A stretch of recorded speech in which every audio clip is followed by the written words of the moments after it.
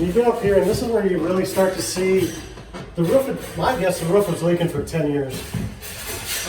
You really start to see where that's kind of cool, isn't it? Yeah. It's not electrical either. These are all candle nipples. Oh my gosh. So it's for candles.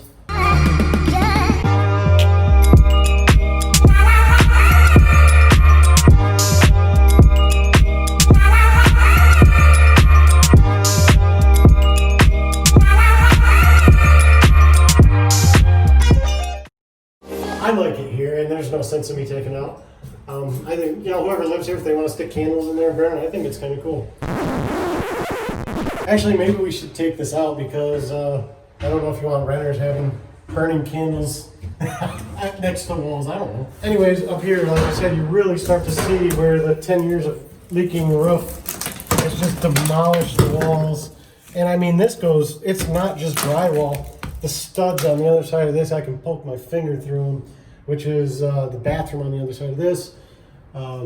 But as far as, replacing a little bit of drywall and texture, that's why we're going with the textures, because it's going to hide a lot of the imperfections.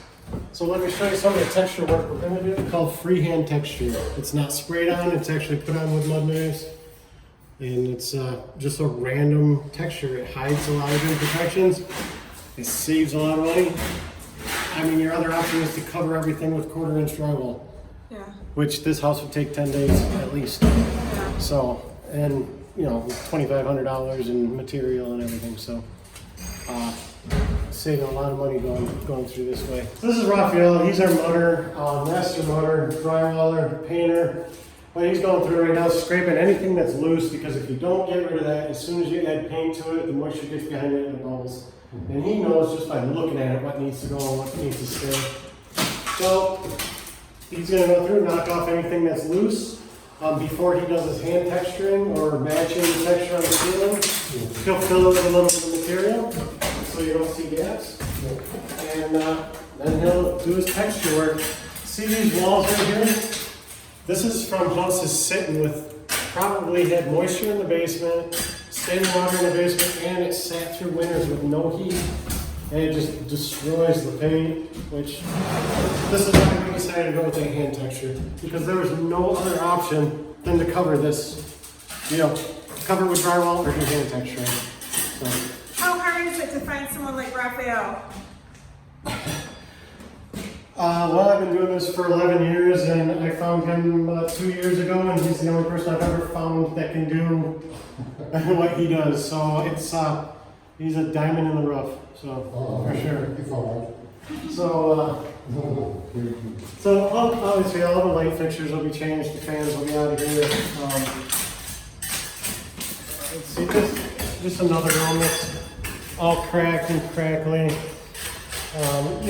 Sometimes a lot of this comes from also is sometimes they paint the walls a long time ago with an oil-based paint, and then when you start putting a latex paint over it, just doesn't adhere, it doesn't hold.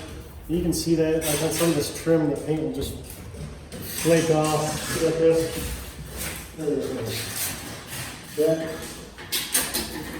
That's because this paint right here used to be pure white. It did? Yeah, it's oil-based, it was pure white, but over the years it just darkens and darkens because it's got oil in it. And then people try to put latex paint over it, and it just never sticks right. Yeah. So we'll strip that as much as we can anyways, and we'll give it a little sand to rough it up a little bit and paint it. We'll paint it with a hybrid paint. It's an alkyd, and it sticks to oil-based paints. So, and it's really hard drying paint. It's a good paint. Once again, evidence of roof leak, which has destroyed this room.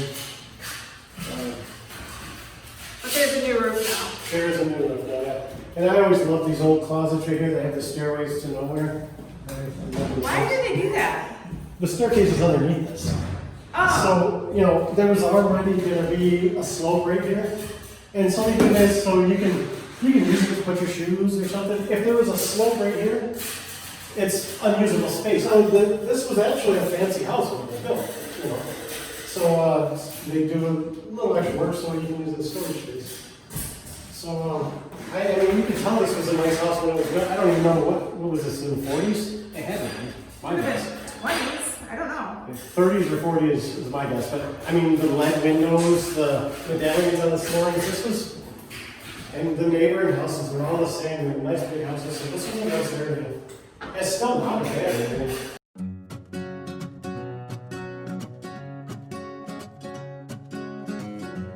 This ceiling, this bedroom, this is actually hanging about 3 inches below the studs, and we tried lifting it, and I don't feel safe about lifting it back up to the joists and putting screws in it.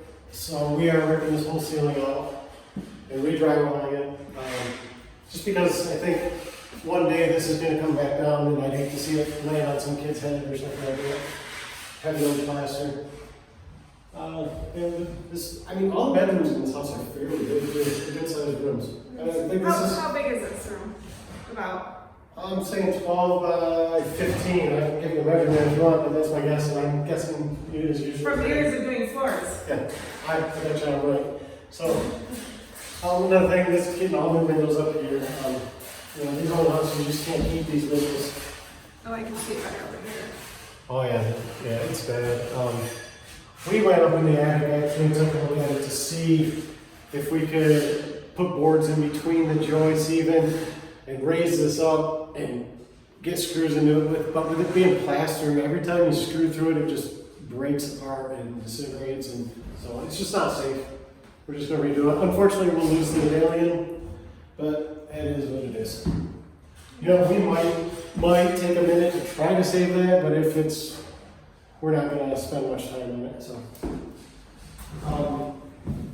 one thing also is when we're having the ductwork all run in the house, we may possibly have to open up walls on the main floor to run ductwork all the way up to the second floor, which actually more than possibly, we probably are going to have to do that. But we're in the beginning stages of the house, so it's a good time to open up the walls for that kind of stuff. In lovely shape. Once again, all the damage from years of roof leaks. I mean, these are the actual supports of the house. You know, so we'll actually, what comes out, we'll take out anything that's not coming out. I'll sister, which means, you know, joining two boards together next to it. I'll re-support everything. I generally don't like having two light fixtures in here because it's just more light bulbs for people to have to buy. So I'll eliminate both of these. I'll put one single fixture in the center and we'll have one light bar across the top. We got lucky in this bathroom. The majority of the tile here is actually in really good shape, super solid. We'll reglaze it. We'll keep as much. We're keeping 3 out of the four walls. There's good toilet paper too. Yeah. During the shortage, maybe. I think we're good again. So we're keeping the bathtub. We're going to strip it, reglaze it. It's a good solid tub. Things are 350 pounds. We're not moving it, and they're a pain in the ass to break up. So we'll just make it look good again, and we're keeping it. I'm taking this archway out. It allows better ventilation for showers. The problem with this archway is it traps all your hot air up top and the paint starts to peel because of it. So, you know, we're just going to open the thing up. It'll allow the steam to run through the whole bathroom. Unfortunately, I don't think I'm going to put a vent in here. You know, I guess that's up to the homeowner. I'll talk to him. If I do put a vent in here, unfortunately, it has to vent into the attic. What about the floor? It's solid. I'm keeping it and I'm going over it with vinyl, just gluing vinyl to it. So there's no sense in ripping this out. It's got 2 inches of cement board. It's got lath. It'd take a day ripping this out and people complaining all day trying to do it. So I'm just going to smooth it out a little bit and put vinyl over it and it'll be good. Obviously I'll cut this old boiler line out of here. Oh, that's a boiler. Well, it's, you know, there was a boiler. That's why this isn't painted. There was a little boiler or a radiator that sat right here. Oh. For heating it up. So, onward. This room right here is where most of the leaking is coming from. The back of the room, obviously. And this is stuff when you walk in. Okay, yeah, you see damage here, But a lot of people don't think to, I mean, it's already destroyed. Open up the wall, kick a hole in the wall and look at the studs and stuff. It's easy. This all has to be replaced anyway, so if you go looking at a house, kick a hole in the wall, find a stud. There's a stud. Poke a screwdriver in it. If it does that, you got problems. And this is a lot of stuff that people don't see when they go looking at a house. I can walk into a house and just tell by what the wall looks like on the outside. I can tell what it's going to be like on the inside. How many houses do you think you've renovated? 170 something. So a few. I'm still learning. We always are. Everybody Well, this house, I saw something in this house I've never seen before, and that's in the basement. You know, so now we have to pour 6 yards of concrete. Obviously, we've got cove, and it would be kind of a pain in the butt. We'll see what happens. We might try to save the cove, but What it's is cove? so it's The just this curve? rounded, the rounded walls. But if you look in the whole room's not coved. It's only just one wall that's coved. Yeah. So we may just cut that out. I don't know. I'm completely decided. We may cut that cove out because I have to rip this ceiling out from one end to the other. And it's just easier without a cove when you reinstall it. What about the outside, anything? I haven't had to do much on the outside. We cleaned up the garage. It's getting a couple garage doors. Fortunately, the homeowner took care of the roof and the yard cleanup, most of the yard cleanup. There were trees and stuff that got cut down. I didn't mess with any of that. So that's pretty good on this one. The outside of the house is pretty sturdy on this. It's all brick. And that really needs to be done. We'll have a little bit of trim work to do on the garage. And I'm hoping actually he has a guy coming to wrap his soffits. The hardwood in this room is shot, it's swollen up. What we'll do is we'll just cut out the swollen up pieces, we'll fill it in with plywood, and then we'll carpet this room just to cover the floor up. This is unsavable. All new doors everywhere. There were a couple doors in here, but for the price of slab doors, they're $32 a door or something like that. There's no sense in keeping garbage doors or doors with dents or anything like that to try to fix them. We just get rid of them all. We put all brand new doors, new hardware. And I think we're about done. The floor? Oh yeah, all the floor, all the savable floor is going to be sand and finish. A lot of people like carpet in bedrooms, but when you rent houses, every time you turn a tenant, you either have to pay to clean all the carpets, and most pieces you have to change all the carpets. So we like to clean carpet on the floors, and if the tenants want carpet, they can buy rugs and put them down. That makes sense. Yep. My experience is, out of the 170 houses I've done in Detroit, I've seen maybe 13 people that actually own vacuum cleaners.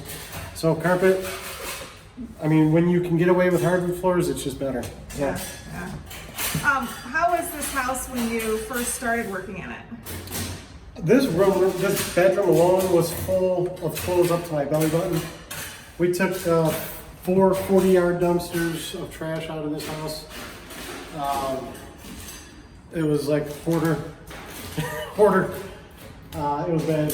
It was just full everywhere. So we spent, a week cleaning it before demo. Yeah. We've only had 3 days of actual work on this house so far, but just come along.